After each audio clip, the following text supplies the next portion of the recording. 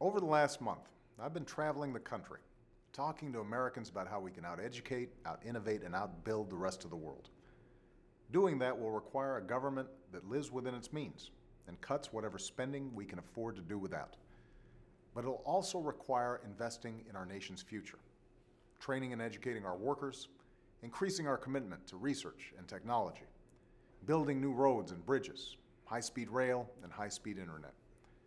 In cities and towns throughout America, I've seen the benefits of these investments. The schools and colleges of Oregon are providing Intel, the state's largest private employer, with a steady stream of highly educated workers and engineers. At Parkville Middle School, outside of Baltimore, engineering is the most popular subject, thanks to the outstanding teachers who are inspiring students to focus on their math and science skills.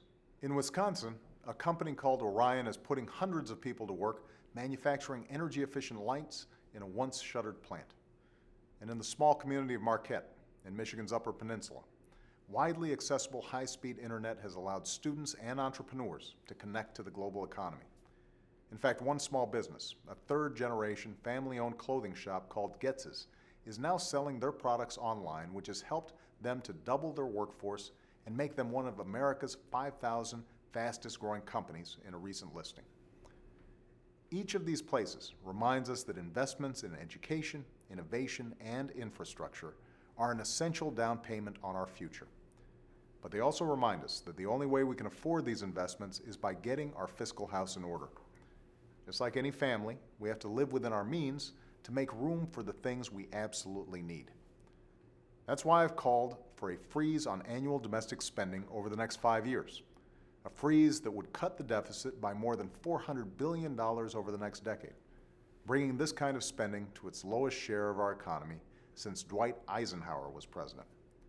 Just to be clear, that's lower than it was under the past 3 administrations, and lower than it was under Ronald Reagan. Now, putting this budget freeze in place will require tough choices. That's why I've frozen salaries for hardworking civil servants for 3 years and proposed cutting programs I care deeply about, like community action programs in low-income neighborhoods. I'm not taking these steps lightly, but I'm taking them because our economic future demands it. Still, a freeze in annual domestic spending is just a start.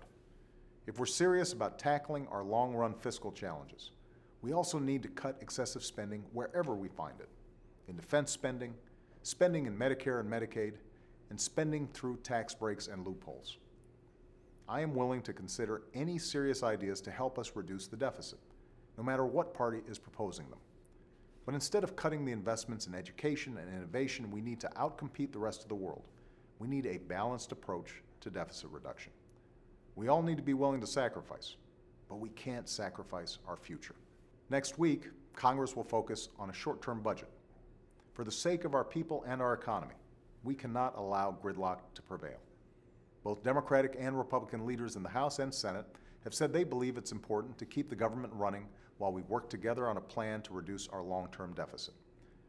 Given that, I urge and expect them to find common ground so we can accelerate and not impede economic growth. It won't be easy. There'll be plenty of debates and disagreements, and neither party will get everything at once. Both sides will have to compromise. That's what it'll take to do what's right for our country. And I look forward to working with members of both parties to produce a responsible budget that cuts what we can't afford, sharpens America's competitive edge in the world, and helps us win the future. Thanks, everybody, and have a great weekend.